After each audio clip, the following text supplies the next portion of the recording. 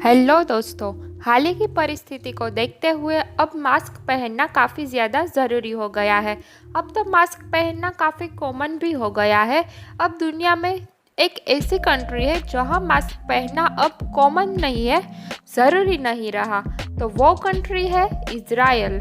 अब हम आपको ये बता देते हैं कि वहाँ मास्क पहनना अब कंपलसरी क्यों नहीं है, क्योंकि वहाँ पे जो पॉपुलेशन है इसमें से 65% पॉपुलेशन ने अब वैक्सीन लगवा दी है, इसलिए वहाँ पे अब कोविड कंट्रोल में है। तो दोस्तों, आज हम बात करेंगे कि ये वैक्सीन हमारी बॉडी में वायरस को कैसे किल करती है। तो शुरू करते हैं। हमारे बॉडी में जो सेल है उसमें रिबोसोम्स होता है, वो हमारे शरीर में प्रोटीन के प्रोडक्शन का काम करता है। जब कोरोना वायरस सेल में एंटर होता है तब वो रिबोसोम पे अपना कब्जा बना लेता है। कोरोना वायरस रिबोसोम को मदद से प्रोटीन बनाने की जगह दूसरे कोरोना वायरस बनाता है।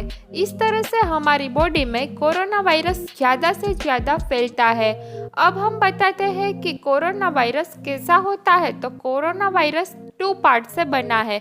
उसकी बाहर का भाग एक प्रोटीन का कोटिंग है और इसके अंदर के भाग में आरएनए होता है। बाहर के प्रोटीन के भाग में कुछ कांटे जैसा होता है, उसको स्पाइक प्रोटीन या फिर एक्स प्रोटीन कहा जाता है। ये जो स्पाइक प्रोटीन के कांटे हैं वो हमारे सेल वाल्व पर बैठ जाते हैं, मतलब कि ACE2 रिसेप्ट हो जाते हैं और इसी तरह से वायरस सेल वाल्व से होकर सेल में एंट्री कर लेता है। अब हम ये बात करेंगे कि इसमें वैक्सीन कैसे वर्क करेगी। तो दोस्तों, हमारे बॉडी में कोरोना वायरस फैले उससे पहले ही हमारे बॉडीज में एंटीबॉडी बनाई जाए। अब हम बात करेंगे एंटीबॉडीज़ क्या है। एंटीबॉडीज़ वाई शेप के प्रोटीन है जो कि कोरोना वायरस के स्पाइक प्रोटीन पर बैठ जाती है, इसलिए कोरोना वायरस हमारे सेल में नहीं जा पाते। जब दिसंबर 2019 में चाइना में कोरोना की शुरुआत हुई तब चाइना के साइंटिस्ट ने कोरोना वायरस पे स्टडी करके उसके जीनेटिक कोड को परख लिया। Genetic code means corona virus के शेप और डिज़ाइन का पता लगा लिया। अब इसके चलते साइंटिस्ट ने पूरी स्टडी की और एक डीएनए बनाया। उस डीएनए को mRNA कहा जाता है। इस mRNA को वैक्सीन के रूप में हम सभी को कोरोना की वैक्सीनेशन देते समय इंजेक्शन दिया जाता है। इस mRNA को हम वैक्सीन कहते हैं। ये mRNA यानी कि वैक्सीन है। अब हम बात करेंगे mRNA क्या और कैसे काम करता है। ये वैक्सीन थ्रू हमारी बॉडी में mRNA एंटर हुआ, वो कोरोना वायरस की तरह ही हमारे सेल में जाता है, फिर रिबोसोम्स के पास जाता है और रिबोसोम की मदद से स्पाइक प्रोटीन के शेप पर प्रोटीन बनाना शुरू कर देता है। अब ये नया स्पाइक प्रोटीन हमारे सेल के आसपास लग जाता है। अब ये नए स्पाइक प्रोटीन बन जाते हैं। इसकी वजह से इम्यून सिस्टम को पता चलता है कि ये तो कुछ दूसरी तरह का ही प्रोटीन बना है। इसकी वजह से इम्यून सिस्टम उस नए प्रोटीन से लड़ने के लिए हमारे बॉडी में बी सेल, टी सेल, माइक्रोफेजी जैसा कुछ बनाती है। अब ये इम्यून सिस्टम स्पाइक प्रोटीन से लड़ती है तब वह सबसे पहले प्लाज्मा बनाती है।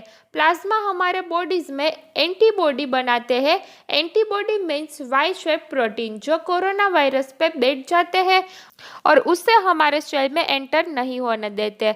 सेकंड, ग्रेन्जाइम्स बनाते हैं। ग्रेन्जाइम्स जो सेल कोरोना वायरस से इफेक्टेड है उसे मार देते हैं। और थर्ड, मेमोरी सेल बनाते हैं। मेमोरी सेल्स कोरोना वायरस के स्पाइक प्रोटीन की साइज और शेप याद कर लेता है। इसकी वजह से दूसरी बार इस तरह के स्पाइक प्रोटीन बॉडी में आए तो कौन से शेप का एंटीबॉडी बनाए उसको उसे पता लग जाता है। वैक्सीन लेने के बाद ये प्रोसेस 1 से 2 दिन तक चलता है, इसलिए हमें 1-2 दिन तक बुखार आता है। अब इस प्रोसेस खत्म होने के बाद हमारी बॉडी की इम्यून सिस्टम कोरोना वायरस से लड़ने के लिए पूरी तरह से ट्रेन हो जाती है।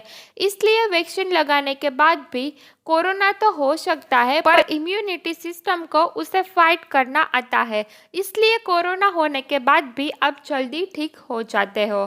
तो फ्रेंड्स, ऐसे ही वीडियो देखने के लिए अगर आपने मेरी चैनल को सब्सक्राइब नहीं किया है तो सब्सक्राइब कर दीजिए और पास में रहे बेल आइकन को भी दबा दीजिए ताकि आपको नए वीडियो का नोटिफिकेशन मिलता रहे।